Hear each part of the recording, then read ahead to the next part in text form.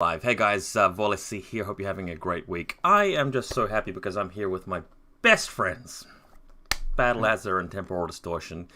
Guys, how are you going? How good was that campaign? It was a good It's campaign. good. Keep It was talking because really I'm good. just going to paste the links into Discord so people can watch. No, Yeah. no. Temporal, do you want to go first? Yeah, okay. I'm always a big sucker for any sort of narrative campaigns. So when I heard you were bringing out another one, I was there straight away. um, Yeah, then me, yeah, so me too. I mean, the previous campaign was really good. We really kicked off with the JSA, and Mhm. coming back was was something I just couldn't miss. So Mm, mm, um, mm. yeah, the Yeah, team Absolutely. before was really good. I think a lot of people enjoyed, speedballing ideas about the same faction, helping each other out, and I would say that this time it was the same. mhm. Excellent. So we should be live. Gyro is just joining us. I pasted the link into Discord. Yeah, one thing that always shocks me about these campaigns is just how close it gets at the end. Like the first campaign, if I recall correctly, it was so military orders against NA2, which at the time was the Americans. And the Nomad team was right up there. And it came right down to a point where like there was one game that hadn't been played. And it turned out to be like Brother Spanker or somebody like that against Mhm. Aeon, who was a Mhm. JSC player who was kind of Yeah. new, and Mm. Mo won it on the basis of that. I think somebody's about to start a motor outside my window, so just let me know if it's making noise. And then the second campaign, it was just a tie, like JSA versus Hakislam. It just ground to a halt, and everybody had the same scores until we did Yeah, that playoff. And it was.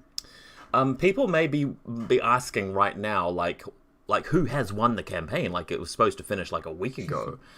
So unfortunately, I don't really have like a proper update for you on that one. A couple of days ago, we were looking at it, and there was 4 games left basically. And since then, we've had Combined Army win a game. So that was Cthulhu versus Kwisatz. So that was in the last 24 hours. And then this morning, my time, we had Velnara against Azuset. And they weren't supposed to play each other, as you guys can see on my little infographic here. But we had Dev, who dropped out, and Time Bandit, who's AWOL. We don't know where he is. So I said, you guys, both your opponents are gone, play each other. And it was a draw. Which means it sort of comes down to Cavrion against Brother Executioner. Very good players. And the thing is, if Executioner wins, CA just, military orders just catch up again. It's just a deadlock again. If Cavrion wins, then I'm calling it. Combined Army will win. But what may happen is that if Executioner wins, technically they may be ahead by 1 tournament point, depending on the outcome. But I'm not really a fan of just awarding the entire event to a team just for like 1 point. We need to have some sort of tiebreak. Yeah, give me your thoughts, guys. Like, if you were me, like how do we resolve that? Do we just go, okay, guys, it's a tie? Do we like send out like 1 more game? Do we make a few of them play off? Mm. I've got some ideas, but like, give me your opinions. So Well, it I'm is I'm kind a sucker for cinematic stuff as well. I'm gonna Sorry. close my window. no. Go ahead. Go ahead. You first. Yeah, so I don't know. Probably, yeah, for some show off games like maybe the champs against each other again, or maybe a few of them against each other. It sounds fun. But for the rest of the people in the campaign, I suppose, yeah, the GSA team is silent for weeks now. Not weeks, but probably a week, and it's probably down to me as well, not just the guys. But Mm. but yeah, there wasn't so much activity lately, so we should be finishing up soon, I suppose. Mm, mm. Yeah, Yeah, the team. Zarich You wanted to feel like close out they're his last wanting. game, and I was gonna play him. But other Mm, than that, mm, yeah. So there's the Camcore after party which will kick off, and like we could use Mm-hmm. that to decide it. But But yeah, I don't think that that's really the way for like the actual campaign itself. What I'm thinking, I mean, if it does turn out to be a dead draw, I'll just ask the two teams to pick like 3 or 4 of their most reliable players, and I'll try and make it so that like the people from the one team, if you add their tournament points up together, it's similar to what the group of players are on the other team, and then we'll just play off again for another weekend. Because if it is just the people, I mean, like we did last campaign, if it just is the people who are most reliable and are just going to show up and play anyway, then we should be able to resolve it. But it could just be a draw again. Yeah, three reliable players sounds like a good metric. Although you could even make it like their best player, so their champion essentially, their leader, faction leader, and then maybe their worst reliable player, if that makes any sense. Right. So their worst player completed all of their games. So then you've got their best versus their best, their worst versus their worst, and then their leader versus their leader. That's a good point. As a tiebreaker. Yeah, just looking at it, it's kind of difficult. I mean, we can see which players, were struggling with making the times. And to be fair, I mean, Americans versus Russians, like the time zone's really an awful difference between them. Yeah. That's what it is. Or you just ask them for some narrative from both sides and call it a tie and lead it into the next campaign, right? Yeah.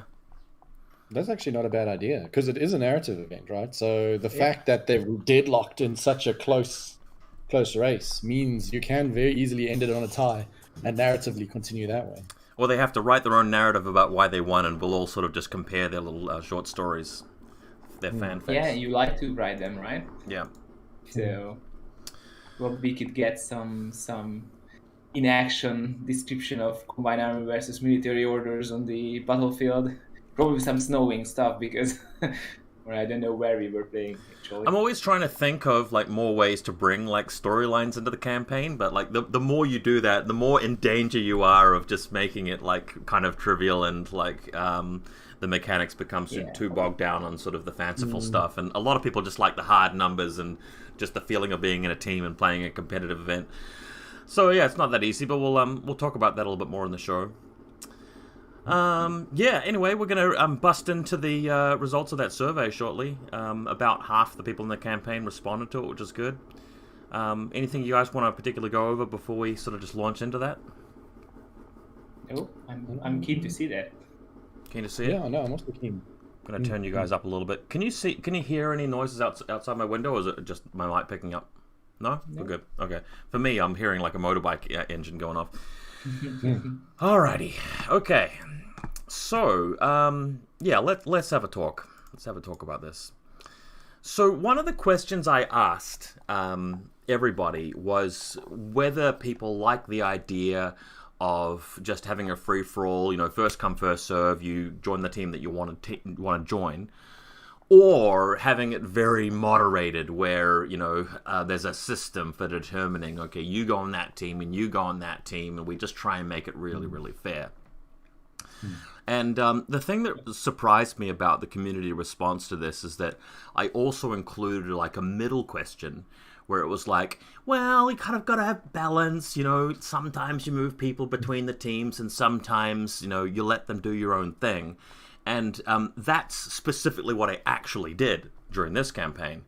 And almost nobody voted for that. Like, everybody voted like one or the other extreme, which is kind of interesting. Looking at the actual response, we had 27% of people saying, look, just let everybody go into what teams they want. But we had 59% of people saying, actually, can we please spread everybody out? So we'll have a talk about that. What do you guys think? What did you vote for? I can't actually even remember. But I know it was probably something along the lines of, so when the teams, like, because there's often you get these like monolithic teams of people who know each other and join a team, and they're all like at a certain level in Infinity, right? Because they've all been playing together since 2012, and they've all developed really good skill sets. And they all just form a big team that's really, really good. So for a narrative event, it doesn't faze me so much when the teams are unbalanced, because, I mean, it happens. Yeah. But I think some people are maybe got a bit frustrated with how some teams were just way higher skill level wise because they were a group of people that knew each other and had developed together. Yeah. And other teams had quite a lot of new players, that didn't know what was going on. For me, it doesn't matter so much, but I think some of the other players were getting a little bit frustrated with with how new they were. I mean, for competitive play, I would go with the normal normal games we play. Most probably, this campaign is. I don't feel like that competitive. Yeah, we try to do our best, but still, I voted for. I think I voted for give everybody the faction they would like to play or something like that. Same. And that's because as you said, I don't care about that much about who wins this part. I mean, yes, yeah, I know that they probably are good. You already won. Team. Like, you don't have anything more to prove. Oh yeah, we did one. So what else, But yeah, it's just maybe if we could play a campaign where we say that you will get a random faction, deal with it. And see if people sign up for that. That would be another spread. Like you have to be in a team with other players who never played with before, probably, and that might help spread around knowledge and probably skill sets. But I don't think the campaign's normal. Like everybody signs up for a faction and first come first served is bad. It's just how it is. Yeah, no, fair enough. For people who perhaps are going to watch this later on the YouTube recording and don't really know, there are 11 people per team, and there were 8 teams, and about 80% of the people on the military orders team are all from Russia, and about 80% of all the people on the Combined Army team are all from South California, so West Coast America. To be fair, JSA sort of, I think of them as the Spanish team because they have Axel and they have Papu and they have Zarich and they have Draglius and Minas couldn't make it this time. But the other teams are sort of like a hodgepodge of things. And one sort of sentiment that I got before the campaign started is that the American group and the Russian group were kind of on the fence about playing in the first place and sort of, weren't sure if they'd even bother playing unless they could all play with their friends. So I thought, that'd be a really good way to go. But yeah, I think that one of the reasons for this big group of people, in fact the majority saying actually we should break them up a little bit, is from the people who just were really wanting to play a specific faction and weren't able to. So once all of the slots are filled up from Pan-Oceania, it's not just a matter of not being able to play military orders. You can't play Svelorema, you can't play Vanilla Pano, you can't play Winterfell, whatever. You have to go to a different team. Whereas if there's a bit more room, you can at least be more likely to have your first choice. So there were actually quite a lot of people in the campaign that I just couldn't give their first choice to, or sometimes even their second choice. So maybe that's one of the reasons why we had so many people go, actually, I prefer something different. Just a random idea. Why don't we do a mixed bag of peoples who are, want to play a different faction, and you can't give them the actual faction, and they would be the real mercenaries, like even normal Pano or something. So you mean like a team that has one NCA player, one assassin player, one. Yeah, why not?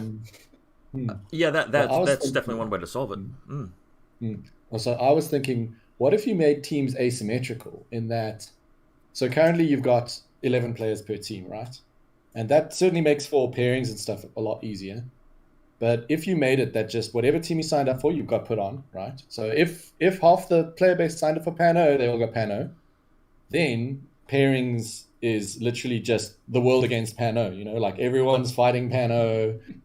And then like score-wise, narratively, you could just take the average of the faction. So like if there's 20 players, the average averaged over 20 or whatever.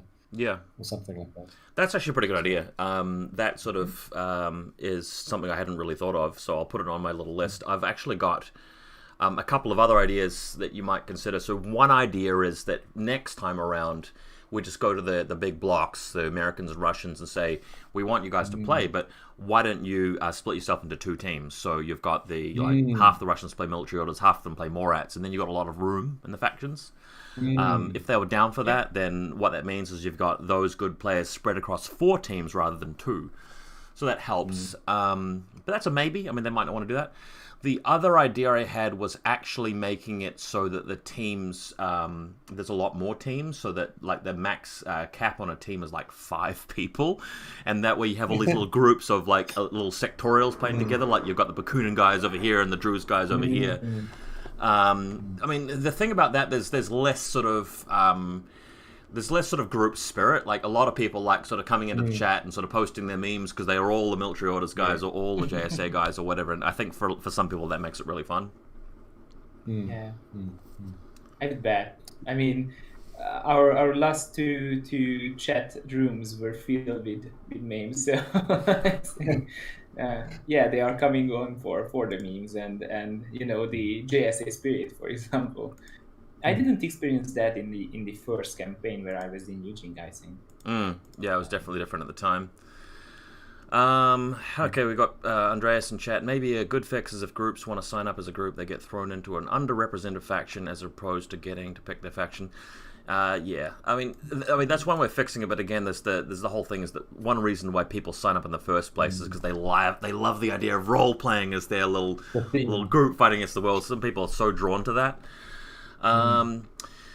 Hey, next question. So, maps and missions. I've used a very different system for every one of the campaigns, and people really seem to like the one that we chose this time around, and I think it was good. Having 3 missions you can pick from usually means that like you could probably pick at least one of them there that you reasonably like, and if there's one you hate, you can reasonably avoid it. And at the same time, it still makes it reasonable enough for me to pair people against each other with that one. And it was a lot more simpler than the other campaigns. So we might stick with this way of doing it next time. Not 100% sure. So that's what I felt as well. Like often in the previous campaigns, there were so many missions and choices and things, and I wasn't a faction leader in the previous one. Yeah, but I could see that it took a lot more administration to like figure everything out. Yeah. Whereas this one was just like, okay, we've got 3 choices, guys. Who's put your hand up for what? Like. Did you play in our first campaign? I think so. What was the first one? That was when Military Orders 1, and it was like halfway through last year. That was my first online campaign ever. Really? I played as on Nomad's team. Yeah. Oh, true. I was Tunguska. Oh, cool. Nice. Just coming back to this question, a surprising number of people, like we had 18.9% people actually like this sort of joke idea I put in, where I would actually make it all sort of more campaigny and narrative-y, and I can understand why some people would like that. We're talking about the idea of like me making it so there's like in the pool of missions there's one mission and map, it's like your home base, and you've got special rules and there's a special mission for it. And like stuff that happens on like a campaign map affects the missions and stuff. And a lot of people sort of expect that kind of thing out of a like full-fledged campaign. It's just you're gonna get some people like from the other opposite camp just whining about how it advantages one team more than another as soon as you introduce unique stuff. So it's hard. But I think there is a little bit of room for me to introduce a little bit of flavor there. Like, just have a little bit to the maps. Definitely. Like, where this specific map, there's a small advantage to maybe one faction or another. Yeah. But when else then, in a campaign? I mean, I don't think in a tournament or whatever you can afford to introduce maps like that, because there will be intense amount of whining. Yeah. But in a campaign where we are already kind of trying to push the boundaries on how do we deal with the factions and stuff, I think this is the perfect spot to introduce maps that are a bit flavored. Yeah. If it's just a little bit of flavor added onto the top, it's always a nice little spice for the mission, right? I'm getting hungry. So like blizzards or motorbikes. Yeah, like almost like you did with the camp cores, where you gave each faction a little boost or a little extra rule, nobody. Well, at least I didn't see anyone complaining about it because They did in their like own it was. internal camps, but they were Oh, doing that anyway. right. They were doing that anyway. So Mm. one idea with that is like next time around we could make it so that at the start of the campaign you get to actually customize your camcore a little bit. Like there's a little table and you can pick something out of it, and that would be very much solved in game straight away. Everybody go, all right, that person could have like NWI. Why would I ever take bioimmunity instead? But then I would reward people who took the less popular things with actual things where, like on this particular map, if your camcore has that, you actually get this bonus, and people actually wind up benefiting more without.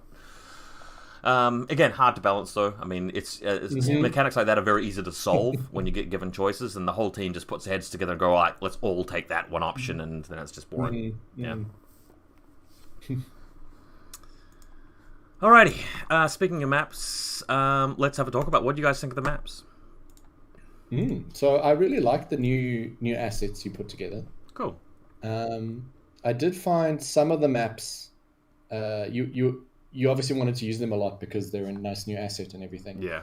But I found some of the maps became like too cluttered line of sight wise. I mean, I know you in your previous videos you were like just make it transparent or whatever, and you can see through and things. Yeah, it was still But pretty that sort of hard adds extra to steps work into a through game. them. Yeah. But I like the assets, how they create that extra layer in the game, and you could like go different paths and stuff. But some of my favorite maps were the ones where you'd use those assets, but you'd sort of balance them a bit more with some of the more traditional assets. So I think I'm trying to think which map it was. It was like a road Frontline with vehicles. Yeah, Frontline, that's it. Yeah. I really liked that map because it still used the nice new assets, but it also felt like the table wasn't like super dense. I didn't have to like move my camera at weird angles the whole game. Exactly. and you're exactly right. In fact, what happened there is that I made those 3 maps last, and I did take on that feedback. So from people playing missions like Oblique Assault and Neural Net, where it was really clustered, and there was a sort of like network of stuff. I decided to go back the other way. Especially, there were a lot of people in the first couple of rounds of the campaign going, "Wow, like it's actually very dense, and I can't really do much with my sniper, etc." And I think that's fine, but I wanted to sort of put it back the other way as well, towards the end. But yeah. Just on that, I don't know if you see the same numbers I see on my screen, but the Frostbite map, which for me was one of the hardest to see some line of sights on, and I really felt like there are not really long fire lanes to cover from DZ to DZ, actually scored highest, which is maybe it's a visual thing. Like it was quite a good looking map. Maybe that's one of the reasons why some people picked it.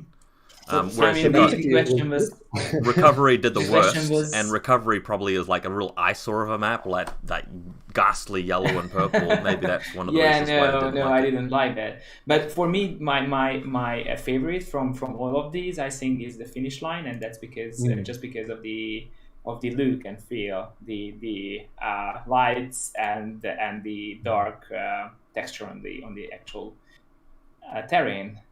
Felt like a really cool map. Cool. If we are going for the looks, but I mean the question was for playability, I suppose. So one point on this question, by the way, is I found it quite hard to rate this question because I didn't play on all of the maps. I mean, I looked at some of the other ones when my teammates asked for advice and stuff when I practiced there, but there were 1 or 2 maps I didn't even get a chance to really look at. So when this question came up, I was like, I've got to really, like, I don't even know some of these maps. So I had to like go and pull them up and have a look. But I don't think a lot of people did that. They just voted for the maps they enjoyed playing on out of the 4 maps they played. Yeah. I mean, I was reluctant to even bring in a maps question to begin with, just because like I'd already sort of found out what I did wrong, and I was pretty proud of the stuff that I did right. And to be honest, like I couldn't really see the feedback changing anything that I was about to do down the track. I'm making a new map right now for Camcore Afterbuddy, actually, and we'll use that map also if we need to do a tiebreaker for Combined Army and Military Orders. But it's sort of like a little bit of my stuff and some of Perjan's new stuff from MAS. Yeah. Those are good. Yeah. Yeah. My favorite was QC control, of course. Wasn't the most popular I quite choice. like that I map could too, tell. actually.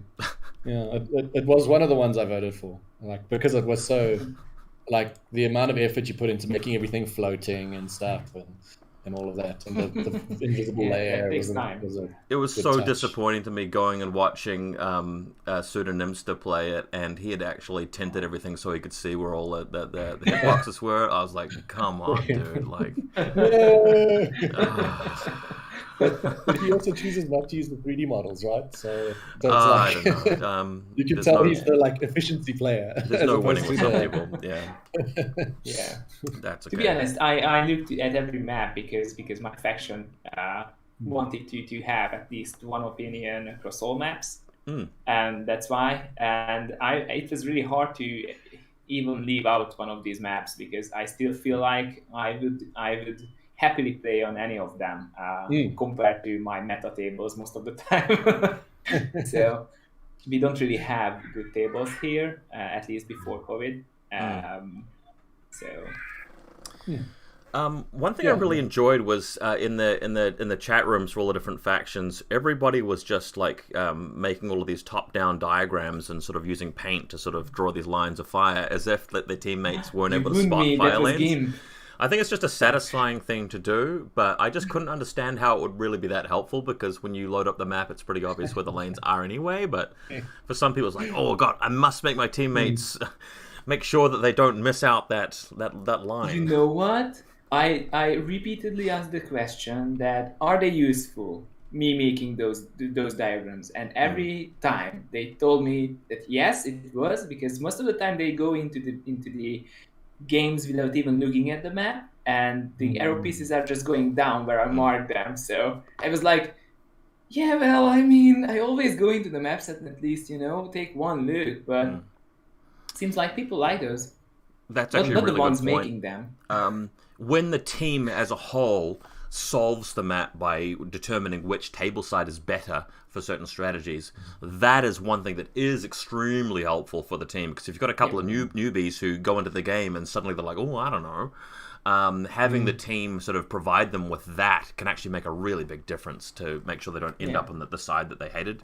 Like, I think unmasking in particular, there was one side which people generally felt was like not as good as the other, and yet some people ended up on them anyway, even though they had the choice. So they could have probably avoided themselves a pain if their team had worked a bit better together on that point. Yeah.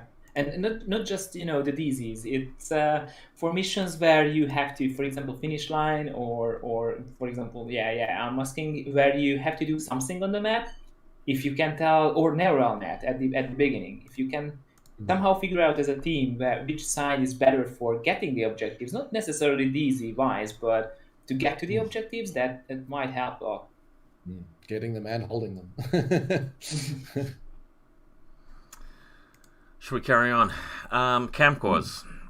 This is the second campaign we've had with Camcores. How are you guys finding Camcores?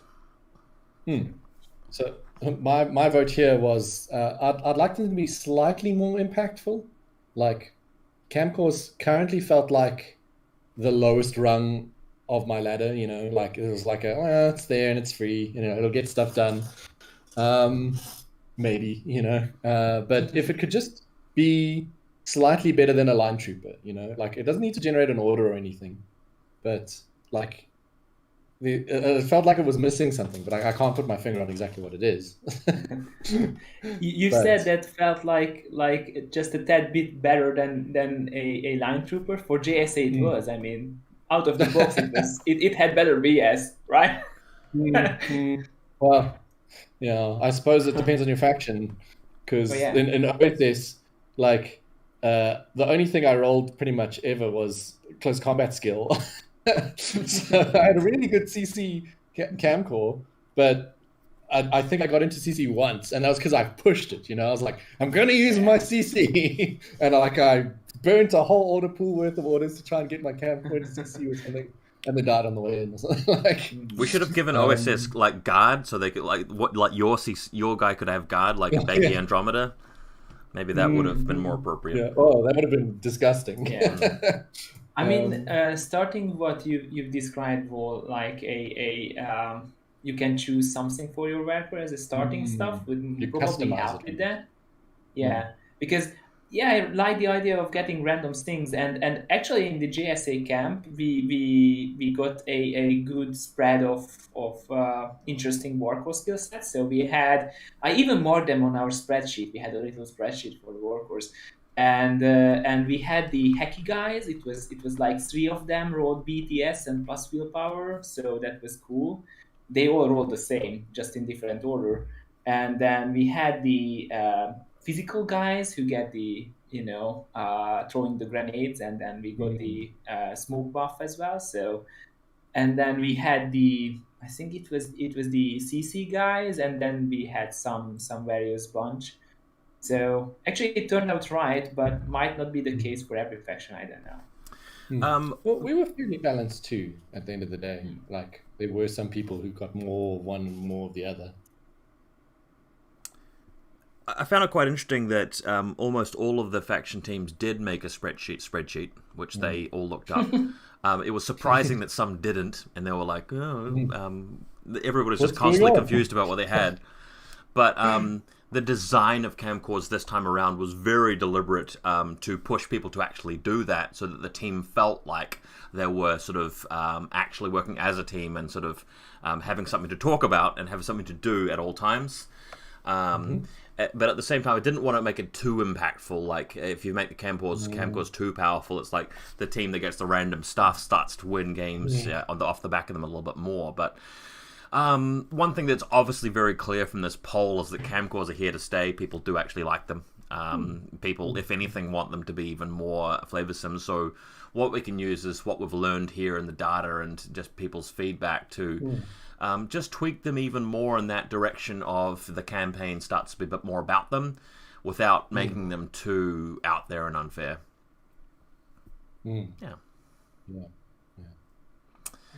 I'm thinking I think the inventory where you have that list of guns and stuff you can give them is worked okay. I think each team could have like a little side list of ones that only they can use, so it's a little bit more specific to your team. And giving people a little bit more control over how their camcores develop, but not too much, would be another way to go. At the moment, I mean, they're getting some good skills, like being able to duo and being sort of part of your army is good, but again, they do feel a little bit like less than a line trooper, so you wouldn't really want to spend all your orders on them a lot of the time. The duo is definitely useful, and that's because at least you can move them around without actually spending the orders on just onto them. So I felt like the duo was a must, and after that it was quite nice. I mean, for GSA we had motorcycle stuff riding together, and we had the climbing plus camcores who could duo with the Shikami, right? Why not? So that was really great to see. They going around with one of your best troopers.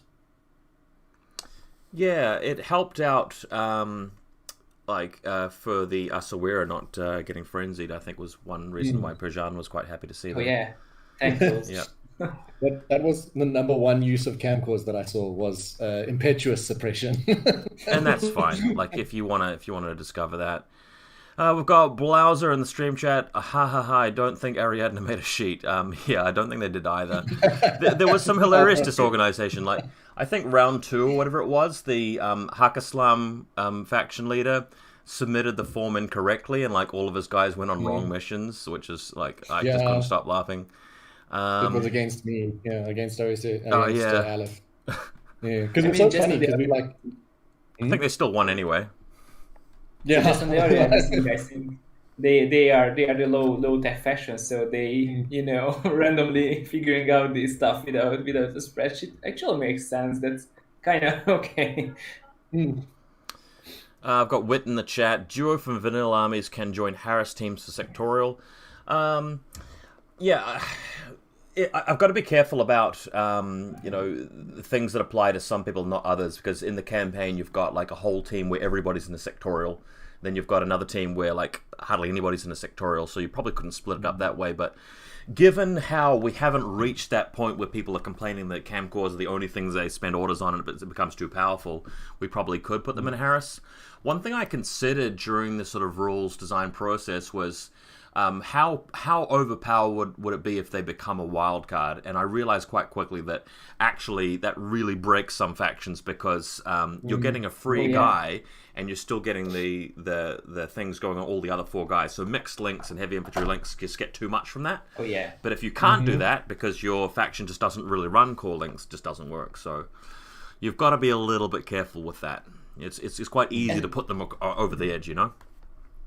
What if you introduce these rules before the campaign? I mean, saying that camcores can join to a Harris team might push people to play sectorials, which is fine because everybody would probably, if they consider the rules normally, they would probably sign up with a faction where they can use the bonuses camcores provide. So actually, I mean, probably just came up with something and posted before the campaign, probably 2 weeks or something, and people will think about that. People like to tinker, getting lists and stuff together even before the campaign, probably. I don't know. Yeah, no, it's a good idea. And what I will try to do is supply people with more of the mechanics up ahead because people like that and people have good ideas. I think if I was going to go down that path, I might do something a bit more like having the camcore able to form a special fire team with some very specific units, but these units aren't like the real broken ones. So you do have the option of putting it out there, this very unique kind of like unit, without it being really, really ball busting. Probably underused units like Lucia and stuff. Well, I mean, like let's say you're playing Hakislam, like the Kum Rider isn't like the most powerful thing there because you take Zulika, but if you can have a camcore bike who can make a special Harris out of like the Kum Riders, people go, wow, that's really cool. But at the same time, it's not really crushing, in terms of the meta. Having 3 little bikers just zooming around doing not very much isn't probably going to make anybody flip the table. So that's an example of... those profiles that never get used because they're just like underperforming, and then maybe that camcore can push them to the baseline. Yeah. Yeah. The military orders guys were complaining to me that their camcore faction buffs, just compared to the other faction buffs, just weren't as flavorful as everybody else's. And I said to them, look, I was trying to think of something, and I just couldn't really. Like, what would you suggest? Because I think all they got was like one of them had MSV1 and they had armor-piercing swords, and like I just ran out of ideas for them. But also, they were at the top of the ranking at the time, and I was like, well, I just don't want to give like the winning team like this cool stuff that other people complain about. But they said that I should make it like, how in the medieval times you have a knight and you have a squire, so the camcore can provide some buffs to like a duoed knight. And I thought that's actually kind of cool. I kind of like that. And it triggered the idea that maybe camcores could confer a few bonuses to other models in your army in that sort of indirect way. Yeah. Like I did a little bit of that with the Guija meme guys, where it's sort of like, okay, you can fire your Gizmo kit at a Guija, and that sort of plays into what we're already seeing in the campaign. But maybe a bit more of that kind of thing.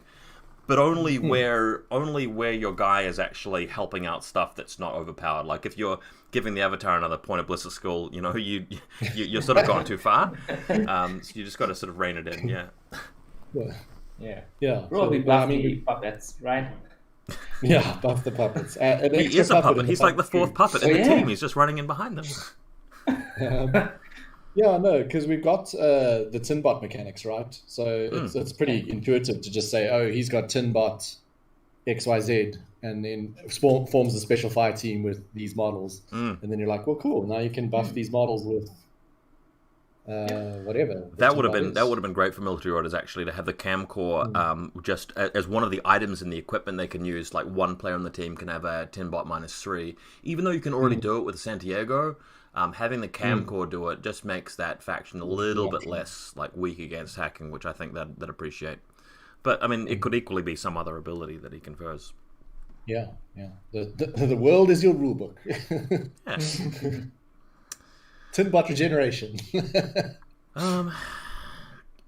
Just a shout out to the 20% of people who thought the camcore shouldn't be a thing at all. I respect you people, and totally understand. I think part of that's just because of the massive amount of admin that got involved with that, but also just because if you're a guy that's got just a combi rifle and a pistol and something boring, and the other guy's got an HMG and a bike and mimetism or whatever. Did any of the Ariadne players actually roll up the werewolf ability? I don't think my opponent in my last game did as his final roll. Oh man, I've got to play Ariadne in the after party then. I hope we've got somebody from Ariadne in the after party, because I probably brought that rule in a little bit too late, or I should have made it easier for them to get it. Oh, well. Yeah, and I know, like, for example, some of my teammates, because you gave us the really cool idea of like a REM driver camcore, right? Yeah. And so half of my team was like, "This is amazing! It's so cool! What a clever idea!" And the other half of my team had only rolled like armor and BTS, and they were like, well, "I REM drive nothing. I make REMs worse when I REM drive them." Pretty hilarious. Yeah. It was sort of like the Yuching guys looked at what they got, and they're like, "Whoa! Like we can put 2 guns in the guy for an additional burst." But the team took about 48 hours to solve that problem. Realized we're not going to give out any of our guns to doubles anyway because it's actually bad. And I mean, I didn't actually mean to troll them that hard, and it is true that they shouldn't have done that. But one thing I liked is that it gave the team something to talk about, and they actually spent some time trying to solve the problem of how best do we use this stuff, which was what I was going for. But yeah, you can't win them all. Yeah. We weren't that good in that regard. We were always issuing the inventory in the last minutes. Yeah. Absolutely. All right, time to take a controversial turn with the old podcast.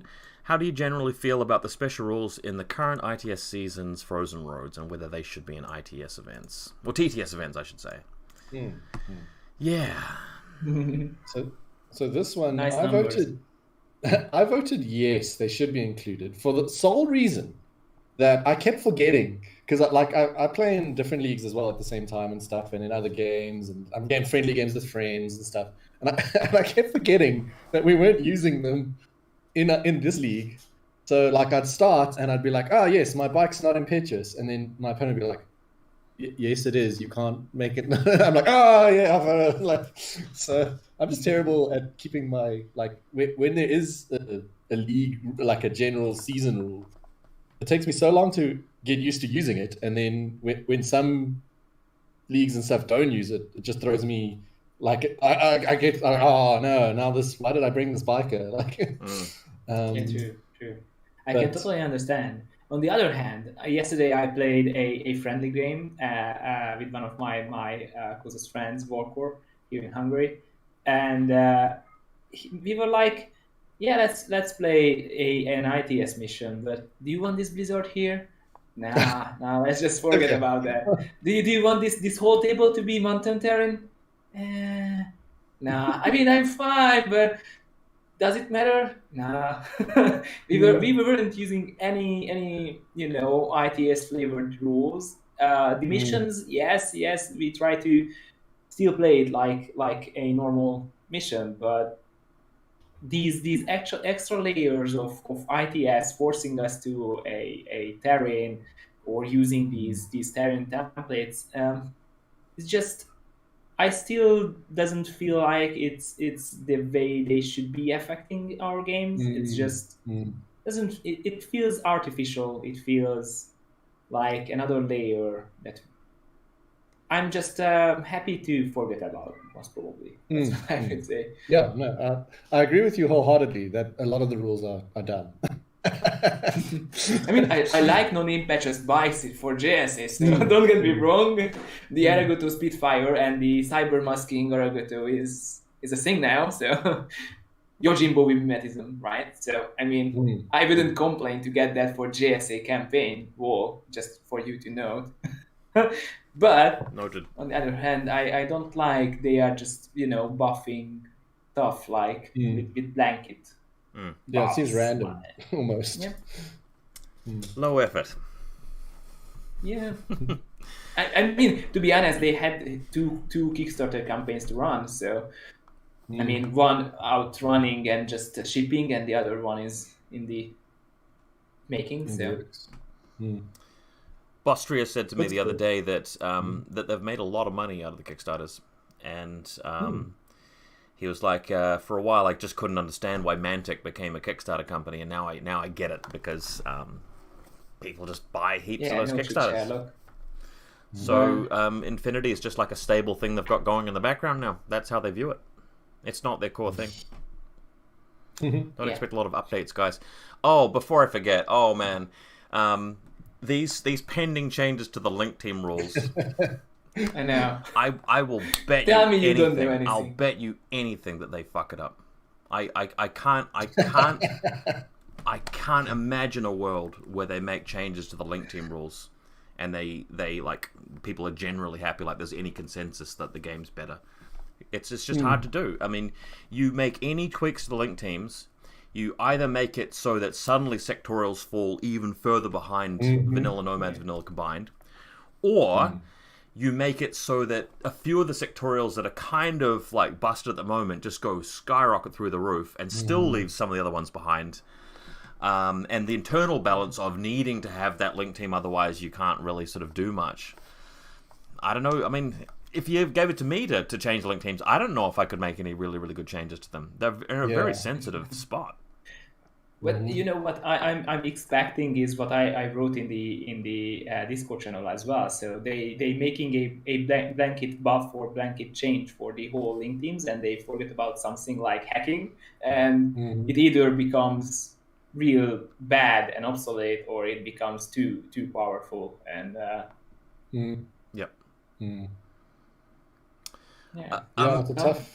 it's a tough thing to balance, and like you say, I don't think they're going to get it right on this first pass. Well, I mean, this is obviously why it's taking them so long, right? Surely that's why the thing's been for years now. This fight team FAQ, so they don't know what to do either, I think. The only positive change that I can really feel confident of is if you went in with a scalpel and actually changed the Link Team formation rules for specific factions, and you went, okay, all right, Varuna, you can't have the Kamau on the team unless there's a minimum of 2 Kamaus, for example. And over here, your Grenzer and Tunguska, that changes a little bit. But at the same time, buff up some of the weaker things in those factions that don't see any play. That'd be a safe way to do it. But if they came along and did something drastic, like okay, Link Teams suddenly don't get 6 cents anymore, or something weird like that, then it's like the game starts crumbling and people feel really unhappy. Yeah. No, they probably have to do it like micromanaging these factions, as you say. Otherwise, it's very hard. Maybe that's what's taking them so long. They're going through each and carefully. All dies last. Well, they haven't been particularly careful about the tag raid Infinity profiles, if you ask me. What do you guys think of those? Well, that was more along the lines of please back our Kickstarter and get these cool profiles. I hope I will never see them on the table, but I think the models are right. I like the Morats that they did. Not the models, the profiles. Oh, okay. Yeah. Aren't they all like super close combat beasts, like with NWI and like heaps of damage? Yeah. I think we're going to see a lot of them actually also being used in that duo link role, because they're also like impetuous and stuff. So we're going to see lots of like linking of those HI as cheap HI, like tankos almost. Tankos get used as that sort of cheap HI that can get the job done and punch good. They're going to fill that same role, but for everyone. On the other hand, you told that I don't like the models. I mean, Chorus Ballet models are still amazing. I just, I don't know, this time Drake, for example. I so wanted to have that. I don't know. Do you guys know how to play Tag Raid by any chance? I haven't bothered. I watched their video, their demo video, and I went into the TTS to read the rules, but not yet. Yeah, I was going to make a Infinity terrain table with some of the assets, but they're actually really boring terrain assets in that little workshop. I was like, oh, these are actually quite low quality, and yeah. That's really for our tables. Yeah, the miniatures are okay. I mean, I hope that they have the army builder rule. Well, hope is a strong word, but I'm ready to bring across the 3D miniatures to the mod as well. What I'm saying there. All right, we're making good progress. 50 minutes. Time flies. Write down the name of one person that earned your respect during the campaign, either because you played a match with them, spectated their match, or because of whatever they said or did in the Discord during the campaign. We had quite a few people that sort of that made friends, I think. Yeah. Which is a good sign. It means everyone touched everyone, at least in some way, somewhere along the line. Maybe they made enemies along the way too. Or enemies. Yeah. Frenemies, enemies, whatever they want to call it. Just want to deliver some shout outs. So we had from the JSA team, Mr. Not Kappa. He received, I think, 4 votes from this poll, which is cool. He has been giving a lot of people a game, including me, and the guy's obviously very motivated right now to learn the game and become competitive, and he's got that mindset, and part of that is really going to team chats hard out and sort of always being there to sort of provide that conversation, and I think that's one reason why he earned a lot of respect, not just, I think, from the JSA players, but from other factions that he was sparring with. So, shout out to my boy. Totally. I mean, just on that, I would like to thank him. The help he did put into organizing the inventory stuff and everything. So he was one of our most active members, and it was so cool to see. So he helped a lot. Mr. Not Kappa. There was another player who also picked up 4 votes from this poll, and it was a person in the Ariadne team called Dodo Nuts. Not everybody knows this about Dodo Nuts, but he tested positive for COVID-19 halfway through the campaign and was hospitalized. Ouch. And despite that happening, Wyrock No Die took his place, and he was still coming into Discord and giving everybody like this cheerful thumbs up, you know, go hard guys, and like giving us tactics and strategy advice and stuff. And he's sitting there in hospital with COVID, and I'm like, man, this guy is positive, dude. I would be like, fuck Infinity, it's the worst thing in the world. But man, shout out.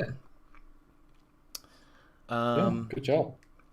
We also had 3 votes for Badlazzor, who did some amazing art for us. I went behind the scenes and asked him if he wanted to make some banners for our matchups, and he did. Like, he was just churned out this art, which was amazing. The guy's got a bright future. Amazing in general. Like, if you look at his Instagram and stuff, he does amazing work. Yeah, I subscribed to him straight away. Hopefully we see him a bit more from him. What else did I have on my notes? The person who had the weakest performance in the event, I don't actually know at this point who that is technically, because there have been a couple of games, but the person I talked to about this was actually Luna Beetle from the Aleph team. And I do a coaching session every event, and I reached out to him, and he plays O12, and he's busy this weekend, but we may be getting together next weekend to run through some O12 stuff, so I'll be brushing up on my O12, and hopefully we put something on YouTube for that. Cool. Don't you want to have some advice on Starmada instead? Well, he doesn't play Starmada, he plays O12, different factions. Yeah. Our team had 0 Starmada players. Like, no. Why? I don't even know. Hey, we actually have Dodo Nuts in the chat right now. He says, I was just isolated at home and super tired all the time. If I got COVID, I'd probably be dead. When I got my vaccine a couple of months ago, even that, it really knocked me around for like a day. But I mean, I am not very healthy. I drink coffee and donuts and red wine, and like I don't really eat very healthy food. So I'm okay. I've got both my vaccines now, and but I'm pretty afraid of getting the virus, just personally. But anyway, that's a topic for another podcast. Yeah, That's a completely separate podcast. yeah. Let's just not go there. Politics, religion, and the virus. Let's put that to one side. Cool. All right. I think we don't want to take the podcast too long. Let's just wrap up by talking a little bit about Camcore After Party. We have about maybe 10 people that want to play, which is not Just bad. 10? I think we've got like maybe one per faction. For a couple of factions, I think maybe there's 2 people. I think it's a bit of a silly event, and it will really come down to dice rolls, like in the games themselves. I can't really see people outplaying each other when it's just, your 10 guys. It'll feel a little bit like those Operation Firestorm games where you're teaching somebody with the combi rifles. But it should be kind of funny. I'm looking forward to, just the humor of, the model representing an actual person that who has played during the campaign, and sort of just imagining that it's actually them on the tabletop. Yeah, totally. That's why I signed up. I mean, I want to place miniatures on the board. I don't know if it will be representing one of. I mean, yeah, the names will be for the people in the JSA team, but we had these cool anime girls running around with guns, so I will be probably using them as a 11-member team. But seeing them on the table would be really funny, I suppose. So. Yeah, man. My only regret is that none of my team have managed to roll the REM upgrade. What's a droid core? What's a number 20? Because then we could REM drive our own teammate. Oh, right, yeah. Oh, yeah. No one rolled it. Oh, man. Nobody rolled Cybercore? Yeah. Nobody rolled Cybercore on the Aleph team, of course. No. One way we could do Camcores next time is we could, I hate making things more and more granular because it's a slippery slope, and by the end of it you get this whole book, you have to read for Camcores, but you could... Camcore manual. Exactly. You could have a few different tables, though, where you pick which table to roll on in the same way that you sort of pick metachemistry, you pick booty and that kind of thing. And you could tie those tables to the first choice that you've spoken about. So if you want to start progression a chart, tree, for example, like a skill tree, Mm. then you start on that skill tree, and we have different skill trees. And you said something like probably there would be teams who are choosing all of their Comcores the same stuff, but you could solve that with saying that that just a number of people can choose one of the skill tree and the others have to choose the others. So if we have at least 5 or 6 different skill trees, then probably it would be enough to spread people around and make it interesting still. I don't know. Yeah, definitely. Also, if you ask people, how they want their Camcore to progress at the start of the campaign, before you see a lot of other rules, it might not be as solvable. But yeah, again, I mean, some of the camps we have, like especially the Russians and the Americans, they have their own discords and they talk to each other all the time. So they would probably sort of put their heads together and figure it out before they actually bother to sign up. But like next campaign, obviously a while off. I'm pretty sure we will continue doing these since people get so much joy out of them. But I usually like to wait, quite a while. I'm thinking maybe after Christmas. We'll do another individual performance league. We've done quite a few of these TTS league seasons. I was thinking of doing another sort of custom one, but not like with all the custom rules, but just a league called Flex League where you can actually change your faction every round. One reason why I think some people might be into that is because, number one, you have a lot of people who just love to blame their loss on their faction. So, for those people, they just pick a different one. But also, there are a few people out there who do feel a bit salty that their faction's so easily counterable if their opponent knows it. Like, especially the Ariadne guys are like, my opponent's just going to bring all MSV and whatever if they see it's me. So I've got to deal with that. But if you mean you don't know the faction of the enemy when you... Correct. So you show up to your game and you only find out what faction they're playing at the same time you make the lieutenant roll, basically. So you're coming in there without a specific faction-oriented plan, and you have to have your list written, obviously, before you know that. And I think I might also make it so that the mission isn't always predetermined as well. So it would be very, very much a league focused around bringing a list that's very, very all-rounded and rather than skewed. And look, there would absolutely be disadvantages to that. There'd be some problems with that, but at least the event would give people a chance to see how they feel in actual practice about that kind of thing. Why don't you make it so that everybody can make 2 lists and choose after knowing what they are facing off and on the map? Because that would mean it's like a normal event where you turn up with 2 lists and you choose from those. It wouldn't be that hard to do. I mean, admin-wise, for that kind of league, I would be saying to everybody, look, here is the Gmail address, tabletopsimulatorleague@gmail.com. You must send your list to that as an email to that, when you show up. Half the time I won't be checking, what the list actually is, but it allows for your opponent to say, I think this guy's a bit dodgy. He sends me a DM, asks me to check it, and I say, here's the list that he played. You don't even have to do that. I mean, a Google form like what we used here could be, you just copy-paste your army code in there to 2 of them, and you check the timestamp. So exactly. Like if you want to write 2 of them and then submit the form, like here is the code for list 1, here's the code for list 2, and your opponent can verify that later. That also works. I'd be happy to sort of make that provision there for people that really just didn't want to sort of have the list 2 all rounded. I think you raise a good point there, because if you are having to prepare for every eventuality, it does remove some of the options you would otherwise want to take in your list building process. Totally. And you're looking at there are factions who are pretty good at doing a really, really comfortable list, like it can handle a lot of situations, and not pointing fingers, but nomads are in a really good place right now dealing with everything that comes up. So we'll put it out there. Again, I mean, people may just want to play the straight up league. Given that we've got a lot of other events people can play in now, I feel like I'm more comfortable sort of doing the weird stuff.